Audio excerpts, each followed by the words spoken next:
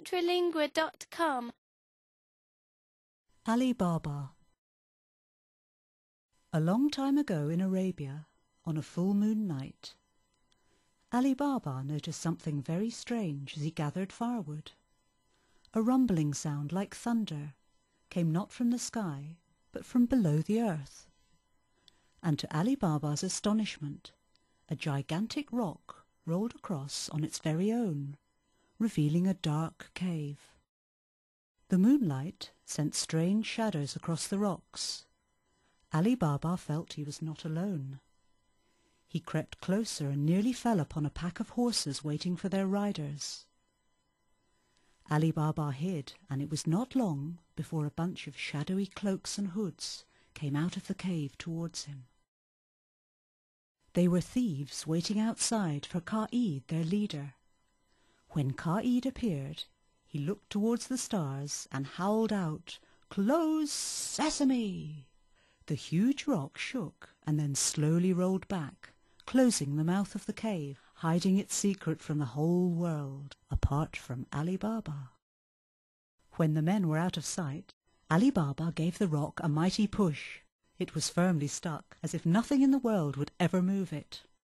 "Open sesame," Alibaba whispered. Slowly the rock rolled away, revealing the dark, deep cave. Alibaba tried to move quietly, but each footstep made a loud, hollow sound that echoed everywhere. Then he tripped, tumbling over and over and over. He landed on a pile of richly embroidered silk carpets. Around him were sacks of gold and silver coins, jars of diamond and emerald jewels, and huge vases filled with even more gold coins. "Is this a dream?" wondered Alibaba. He picked up a diamond necklace, and the sparkle hurt his eyes. He put it around his neck. Then he clipped on another and another. He filled his socks with jewels. He stuffed every pocket with so much gold that he could barely drag himself out of the cave. Once outside, he turned and called, "Close sesame!" and the rock shut tight. As you can imagine, Alibaba took a long time to get home. When his wife saw the load, she wept with joy. Now there was enough money for a whole lifetime. The next day, Alibaba told his brother Kasim what had happened. "Stay away from that cave," Kasim warned. "It is too dangerous." Was Kasim worried about his brother's safety? No, not at all. That night, when everyone was asleep, Kasim slipped out of the village with 3 donkeys. At the magic spot, he called, "Open sesame!" and the rock rolled open. The first 2 donkeys went in, but the third refused to budge. Kasim tugged and tugged, whipped and screamed until the poor beast gave in. But the donkey was so angry that it gave an almighty kick against the rock, and slowly the rock crunched shut. "Come on, you stupid animal," growled Kasim. Inside, an amazed Kasim gasped with pleasure. He quickly filled bag after bag and piled them high on the poor donkeys. When Kasim couldn't grab any more, he decided to go home. He called out aloud, "Open Kashui." Nothing happened. "Open Almany," he called. Again, nothing. "Open Pistachi." Still nothing. Kasim became desperate. He screamed and cursed as he tried every way possible, but he just could not remember sesame. Kasim and his 3 donkeys were trapped. Next morning a very upset sister-in-law came knocking on Alibaba's door. "Kasim has not come home," she sobbed. "Where is he? Oh, where is he?" Alibaba was shocked. He searched everywhere for his brother until he was completely exhausted. Where could Kasim be? Then he remembered. He went to the place where the rock was. Kasim's lifeless body lay outside the cave. The thieves had found him first.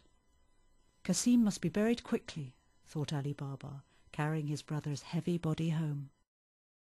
When the thieves returned, they could not find the body.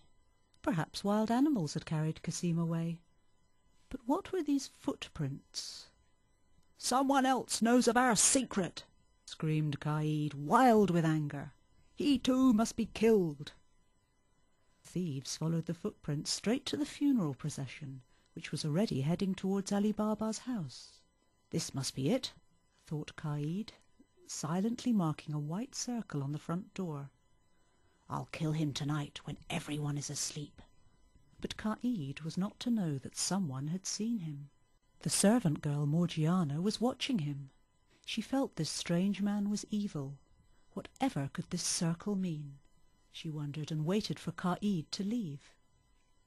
Then Morgiana did something really clever. Fetching some chalk, she marked every door in the village with the same white circle. That night the thieves silently entered the village when everyone was fast asleep. "Here is the house," whispered one. "No, here it is," said another. "What are you saying? It is here," cried a third thief. Caid was confused. Something had gone terribly wrong, and he ordered his thieves to retreat. Early next morning Caid came back.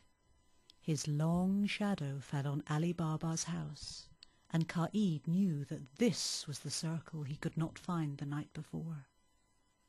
He thought of a plan. He would present Ali Baba with 40 beautifully painted vases, and inside each vase would be one thief with his sword ready, waiting. Later that day Morgiana was surprised to see a caravan of camels, horses and carriages draw up in front of Ali Baba's house. A man in purple robes and magnificent turban called on her master. "Ali Baba," the man said, "you are gifted.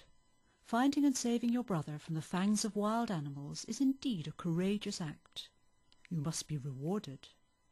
My Sikh, the noble of Kyrgyzstan, presents you with 40 barrels of his most exquisite jewels." You probably know by now that Ali Baba was not very clever, and he accepted the gift with a wide grin. "Look, Morgiana, look what I have been given," he said. But Morgiana was not sure.